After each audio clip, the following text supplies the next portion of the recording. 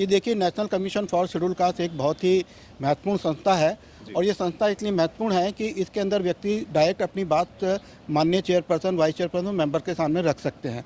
और इसमें जैसे कि आपको कोई खर्चा आपका नहीं है इसके अंदर और इसके जो है न्याय शीघ्र मिल सकता है, तो इसको एक स्ट्रॉन्ग बॉडी बनाने की ज़रूरत है ताकि हमारे समाज को कम पैसे में और उचित न्याय मिल सके। बस इसी बात को मद्देनज़र रखते हुए हम इस पिटीशन के साथ आगे बढ़ रहे हैं। नमस्कार, मेरा नाम है सुंदर सिंह और आप देख रहे हैं SM news. National commission of schedule caste के ऊपर लगातार कुटाराघात हो रहा है, उसको लेकर द्वारिका प्रसाद ने उस पर याचिका डाली है। उनसे हम जानेंगे उनको क्यों ऐसा लगा कि इस केस को सुप्रीम कोर्ट तक लेकर आना चाहिए। सर, स्वागत है पहले तो आपका हमारे चैनल में।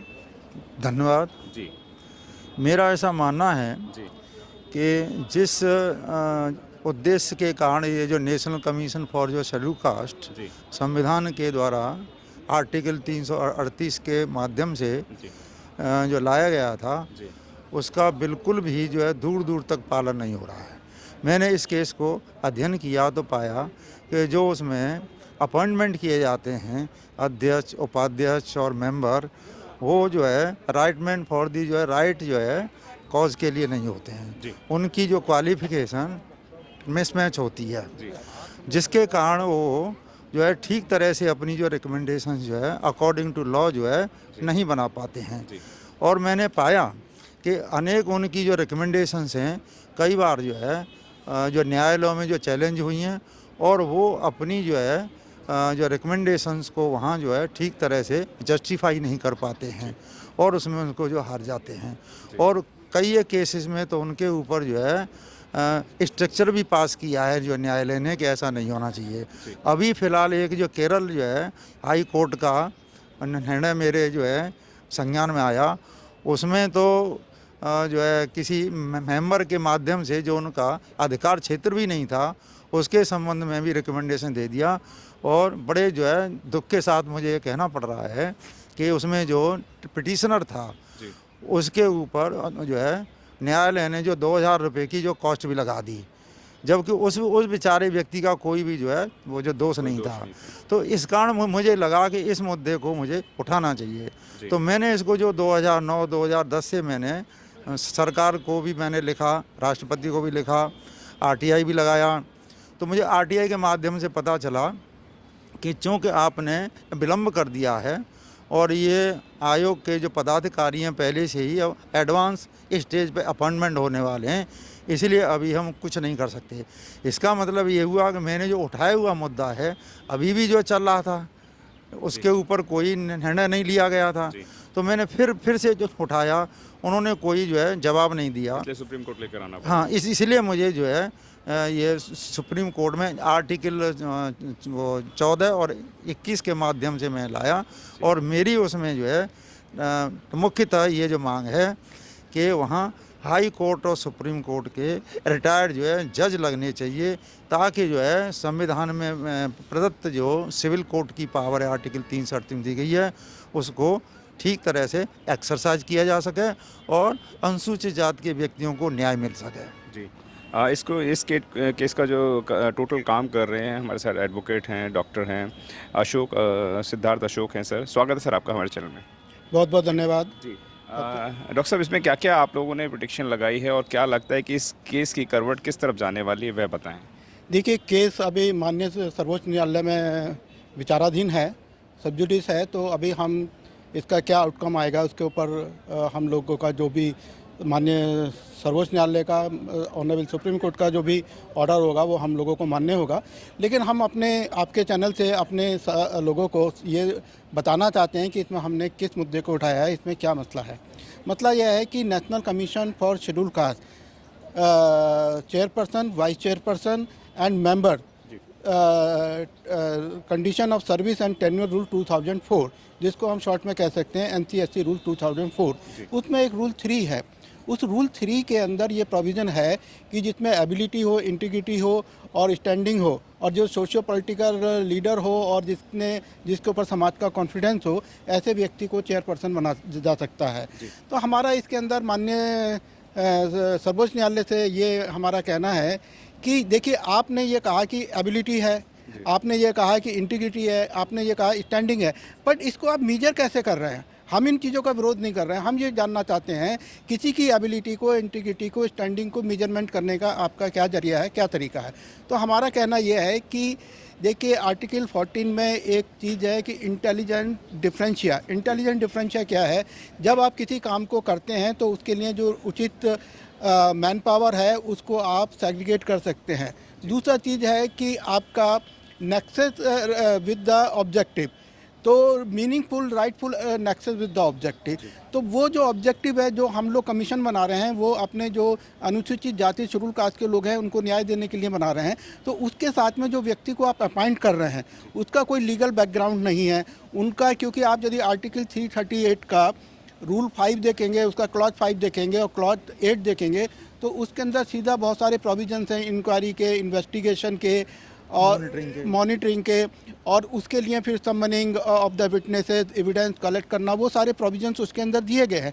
तो हमारा ये कहना है कि इस प्रकार के जो प्रोविजंस दिए गए हैं उसके लिए फिर जो भी व्यक्ति अपॉइंट होना चाहिए उसका लीगल बैकग्राउंड होना चाहिए, लीगल नॉलेज होनी चाहिए।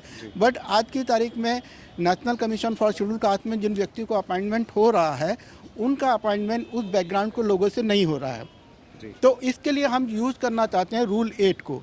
रूल 8 के अंदर प्रोविज़न यह है कि आपके जो व्यक्ति सुप्रीम कोर्ट के और हाई कोर्ट के रिटायर्ड जजेज हैं उनको अपॉइंट किया जा सकता है, या कोई भी ऐसा व्यक्ति जो सेक्रेटरी लेवल का हो, जिसके पास लीगल एक्यूमेन हो, लीगल नॉलेज हो, उसको भी अपॉइंट किया जा सकता है।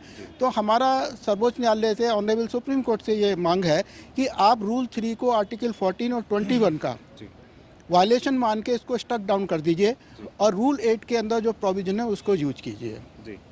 तो क्या लगता है कि अभी जो आगामी जो आपके केसेस लगातार चल रहे हैं तो ये किस करवट पे जाने वाले हैं सर? देखिए हमारा इसके अंदर ये कहना है कि ये जो अभी भी अपॉइंटमेंट हुए हैं, दूसरा एक हमारा मुद्दा और है इसके साथ में। हमारा मुद्दा दूसरा यह है कि जो national commission for schedule caste है उसके अंदर जितनी वैकेंसीज हैं उसको पूरी तरीके से भरा नहीं जा रहा है। अभी जो हमारा 6th कमीशन था, जो national commission for schedule caste का 6th कमीशन था, उसके अंदर जो है 5 वैकेंसी होती हैं। एक होता है चेयरपर्सन, दूसरा वाइस चेयरपर्सन, और फिर होते हैं 3 मेंबर। 3 मेंबर्स में से एक लेडी मेंबर का होना ज़रूरी है।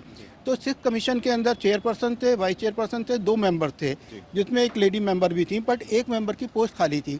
उसके लिए 2003 में ऑनरेबल सुप्रीम कोर्ट ने ऑर्डर पास किया कि इस वैकेंसी को भरा जाए 6th कमीशन के लिए, लेकिन वो पूरा टेन्योर 1 साल से ज़्यादा का निकल गया और वो वैकेंसी फुल नहीं की गई।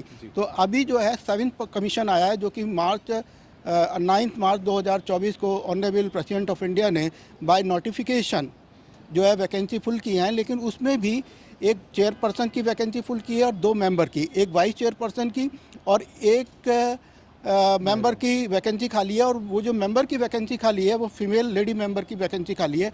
हमारा ये कहना है कि वो वैकेंसी अति शीघ्र भरी जानी चाहिए, as soon as possible. Reason being क्योंकि जो SC है उसके अंदर भी जो वुमेन हैं वो बहुत ज़्यादा मतलब पीड़ित हैं, वो पीड़ित समाज के अंदर भी पीड़ित हिस्सा हैं। तो यदि कोई भी एट्रोसिटी और उससे रिलेटेड इशू वुमेन के होते हैं और कोई women member national commission for schedule caste के अंदर नहीं, तो उस चीज़ों को कौन देख पाएगा और कौन कैसे उसको समझ पाएगा। और बहुत सारी चीज़ें ऐसे हैं कि जैसे कोई लेडी मेंबर हैं, वो लेडी जो हमारा वही समझ सकती हैं और उनके सामने ही अपनी बात को पूछना रख सकती हैं। तो हमारा सरकार से, माननीय भारत सरकार से ये भी हमारा यह है कि 2 वैकेंसी जो खाली हैं उसको भी एज सून एज पॉसिबल, जितनी जल्दी हो सके उसको भी भरा जाए। क्या कहना चाहेंगे माननीय, आप लगातार सामाजिक मुद्दों पे काम करते रहते हैं, सामाजिक मुद्दों की बातों को आप कोर्ट तक लेकर आते हैं, तो समाज के पूरे देश दुनिया के लोग आपको देख रहे हैं, उनसे क्या कहना चाहेंगे?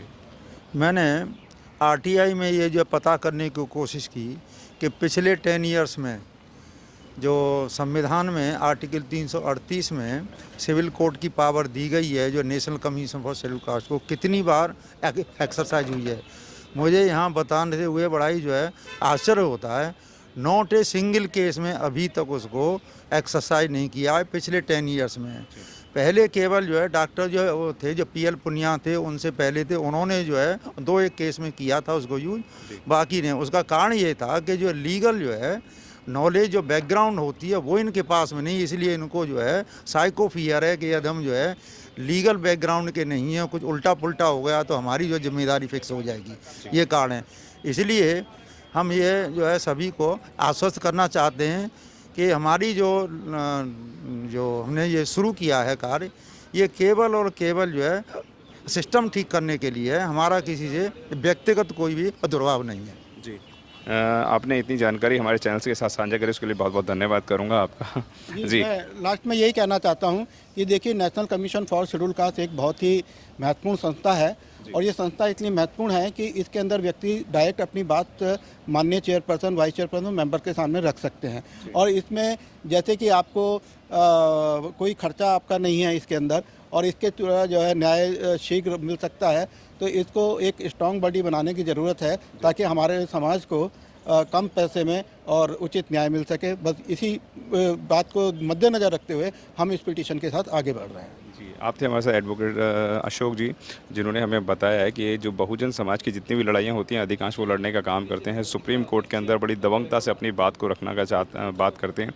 अगर आप इनसे संपर्क करना चाहते हैं तो डिस्क्रिप्शन बॉक्स में इनका मेल हमने दिया हुआ है, आप इनसे बात भी कर सकते हैं। बहुत बहुत धन्यवाद सर आपका, थैंक यू इस अहम मुद्दे पर बात करने के लिए। धन्यवाद, और सभी दर्शकों को भी हम लोगों का धन्यवाद। जय भीम, नमो बुद्धाय। आज हम आपके लिए लेकर आए हैं बहुजन समाज की एक ऐसी किताब, कहीं हम भूल ना जाएं, एक ऐसी ऐतिहासिक किताब है जिसके अंदर आपको ऑडियो वीडियो देखने को मिलना है। ये पहली बहुजन समाज की ऐतिहासिक किताब है जिसके अंदर आप वीडियो भी देख सकते हैं। अब किताब के अंदर कैसे वीडियो देख सकते हैं ये मैं आपको पहले दिखा दूं। आइए तो हम देखते हैं। सबसे पहले आपने करना ये काम है कि किसी भी पेज पर मोबाइल द्वारा आप गूगल पे जाएंगे और गूगल पे जाने के बाद आपको कैमरे का निशान नजर आता है। इस कैमरे पे आप क्लिक करेंगे तो ये QR कोड को स्कैन कर लेगा। स्कैन करने के बाद यहाँ पर आप देखेंगे ये लिंक आ गया। आप जैसे लिंक पर क्लिक करेंगे आपकी वीडियो चालू हो जाएगी, यानी कि आपको एक सटीक जानकारी मिलने वाली है, एक ऑथेंटिक जानकारी मिलने वाली है। बहुजन समाज की पहली ऐतिहासिक किताब है जिसके अंदर आपको तमाम महापुरुषों की जानकारी मिलने वाली है। आप इस किताब में देख पाएंगे तथागत सम्यक बुद्ध, जिनकी पूरी जीवनी आपको मिलने वाली है। महान सम्राट अशोक, जिनका जीवनी आपको इसके अंदर पूरी मिलने वाली है। संत कबीर दास, संत शिरोमणि गुरु रविदास, सम्राट मीर भोज, जिन्होंने इतिहास रचने का काम किया। गुरु घासीदास बाबा, वीरांगना झलकारी बाई, वीरांगना उदा देवी पासी, नागेली वीरांगना की कहानी, एकलव्य जिसका अंगूठा काट लिया था धोखे से, चोखा मेला हरिचंद ठाकुर, ज्ञानदीप छत्रपति शाहूजी महाराज, बिरसा मुंडा, ज्योतिबा फूले, माता सावित्रीबाई फूले, फातिमा शेख, EV रामास्वामी, स्वामी अच्युतानंद, बाबा साहब डॉक्टर BR अम्बेडकर, जिनका मूल ग्रंथ आपको इसमें छोटी सी किताब में मिलने वाला है। आप ऑडियो भी देख सकते हैं, वीडियो भी देख सकते हैं।